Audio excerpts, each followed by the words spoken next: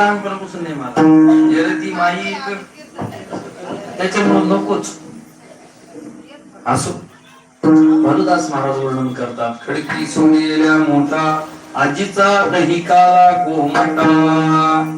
मला सांगा, काल्यामध्ये काहीही टाकलं, काकडी, डाळिंब, लोणचं, तोंडाला पाणी सुटू देऊ नका, थांबा, वेळ आला, मी सांगतो, वर्णन करतो फक्त. आणि हे टाकल्यानंतर मुरमुरे, लाही, पोहे, काय काय ज्या काही गोष्टी, कैरी वगैरे, त्या सगळं टाकल्यानंतर मिरची, कोथिंबीर, हे सगळं टाकल्यानंतर फक्त त्याच्यात दही नका टाकू. जमल का तो काला? नाही, तो मान्यच करत नाही आपल्यासारखा कोणी, आहे की नाही. त्याला काय, दही महत्वाचं आहे, लक्षात ठेवा.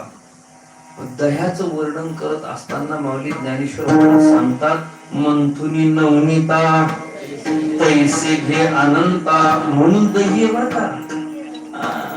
कारण की त्या दह्याचं मंथन, पहिले दूध, दुधाची साय, साईला विरजण, विरजण लागल्यानंतर दही, दह्याचं मग काय होतं, घुसळून घुसळून घुसळून घुसळून घुसळून घुसळून 1:30 वाजूपर्यंत राहिलेलं खाली काय असतं, ते ताक असतं.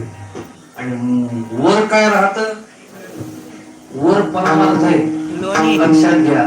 त्या लोण्याचंही वर्णन करताना अनेक संत महात्म्यांनी वर्णन केलं. त्या लोण्याचं वर्णन करत असताना लोणी म्हणजे परमार्थ आहे. 1 लिटर दही ज्यावेळेस घुसळून घुसळून घुसळून घुसळून घुसळून त्याचं लोणी तयार करायला जातो, ताक होईल पाणी टाकून किती काही मोठं. ताक म्हणजे प्रपंच आहे आणि लोणी म्हणजे परमार्थ आहे, हे लक्षात घ्या. ज्याला हे गमक कळालं तो संसारात धन्य झाला, आणि ज्याला गणित कळालं नाही, मग किती काही वेळेस पुनरपि जननम पुनरपि मरणम चालूच राहड गाडलं, ते काही बंद नाही. लक्षात ठेवा. लोणी किती निघतं 1 लिटर मध्ये? 100 ग्रॅम, 150, 200, फार झालं एखादी फारच सुगरण असेल तर 200 ग्रॅम पर्यंत निघू शकते, काचचा पावशेर, त्याच्या पुढे नाही निघत. कारण परमार्थ ही तसाचे. महाराज, हे घुसळण म्हणजे काय, तर भगवंताचं नामचिंतन आहे. संतांनी दाखवलेल्या वाटेवर, मार्गावर जर आपण मार्गक्रमण करणं म्हणजेच या ताकाचं घुसळण आहे, आणि त्यातून परमार्थ निर्माण होणं म्हणजे तो लोणी आहे.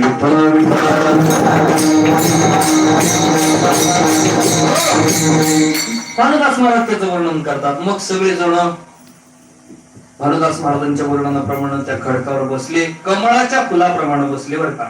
आणि विभ्रद वेणू जठर पठयो या भागवतातल्या श्लोकाप्रमाणे सगळे बसून त्या ठिकाणी तिथं काला केला, सगळ्यांच्या शिदोऱ्या एकत्र केल्या, आणि एकत्र केल्यानंतर सगळा पहिला जो प्रसाद आहे तो भगवंतांनी स्वतः सांगितलाय, स्वतः दिला.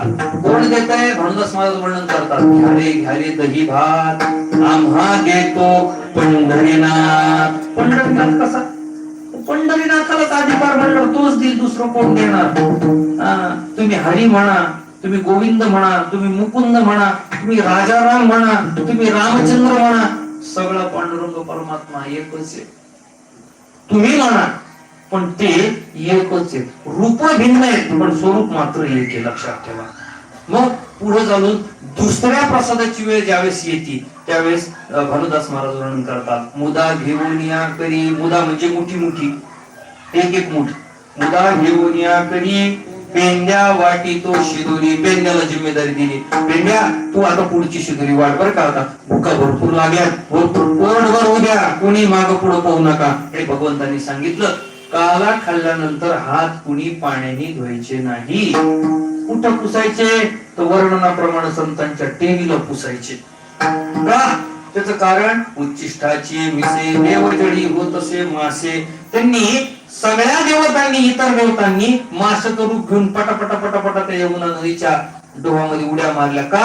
की आपल्याला हाताचा उच्चिष्टाचा प्रसाद तरी मिळत. पण भगवंतांनी सांगितलं, जो अधिकार सवंगड्याला वारकऱ्याला आहे तो अधिकार देवाला सुद्धा नाही. त्याचं वर्णन भानुदास महाराज करतात. म्हणून याच पांडुरंगाचं एकदा भजन सगळ्यांनी प्रेम